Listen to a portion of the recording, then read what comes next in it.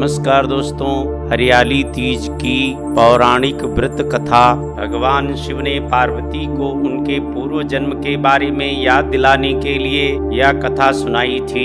हरियाली तीज व्रत कथा इस प्रकार है। शिव जी कहते हैं कि हे पार्वती, बहुत समय पहले तुमने हिमालय पर मुझे वर के रूप में पाने के लिए घोर तप किया था। इस दौरान तुमने अन्न जल त्याग कर सूखे पत्ते चबाकर दिन व्यतीत किए थे। किसी भी मौसम की परवाह किए बिना तुमने निरंतर तप किया। तुम्हारी इस स्थिति को देखकर तुम्हारे पिता बहुत दुखी थे। ऐसी स्थिति में नारद जी तुम्हारे घर पधारे। जब तुम्हारे पिता ने नारद जी से उनके आगमन का कारण पूछा तो नारद जी बोले, हे गिरिराज, मैं भगवान विष्णु के भेजने पर यहाँ आया हूँ। आपकी कन्या की घोर तपस्या से प्रसन्न होकर वह उससे विवाह करना चाहते हैं। इस बारे में मैं आपकी राय जानना चाहता हूँ। नारद जी की बात सुनकर पर्वतराज अति प्रसन्नता के साथ बोले, हे नारद जी, यदि स्वयं भगवान विष्णु मेरी कन्या से विवाह करना चाहते हैं तो इससे बड़ी कोई बात नहीं हो सकती। मैं इस विवाह के लिए तैयार हूँ। फिर शिव जी पार्वती से कहते हैं, तुम्हारे पिता की स्वीकृति पाकर नारद जी विष्णु जी के पास गए और यह शुभ समाचार सुनाया।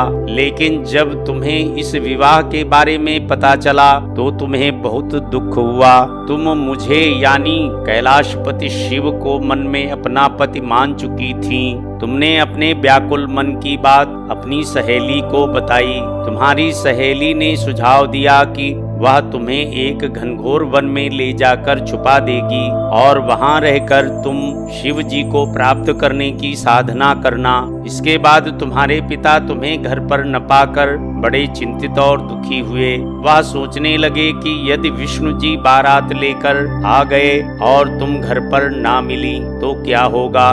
उन्होंने तुम्हारी खोज में धरती पाताल एक करवा दिए, लेकिन तुम ना मिली। तुम वन में एक गुफा के भीतर मेरी आराधना में लीन थी। भाद्रपद तृतीया शुक्ल को तुमने रेत से एक शिवलिंग का निर्माण कर मेरी आराधना की, जिससे प्रसन्न होकर मैंने तुम्हारी मनोकामना पूर्ण की। इसके बाद तुमने अपने पिता से कहा कि पिताजी, मैंने अपने जीवन का लंबा समय भगवान शिव की तपस्या में बिताया है और भगवान शिव ने मेरी तपस्या से प्रसन्न होकर मुझे स्वीकार भी कर लिया है। अब मैं आपके साथ एक ही शर्त पर चलूंगी कि आप मेरा विवाह भगवान शिव के साथ ही करेंगे। पर्वतराज ने तुम्हारी इच्छा स्वीकार कर ली और तुम्हें घर वापस ले गए। कुछ समय बाद उन्होंने पूरे विधि विधान से हमारा विवाह किया। भगवान शिव ने इसके बाद कहा कि हे पार्वती, तृतीया को तुमने मेरी आराधना करके